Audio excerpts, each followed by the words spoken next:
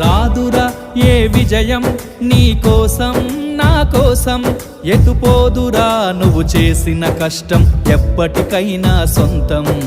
కాలంతో పయనించే వాడికి కానిది ఏముంది, సాధనతోనే సాధ్యమవ్వునని సదాశయంతో సాగర ముందుకు. రాదురా ఏ విజయం నీ కోసం నా కోసం, ఎటుపోదురా నువ్వు చేసిన కష్టం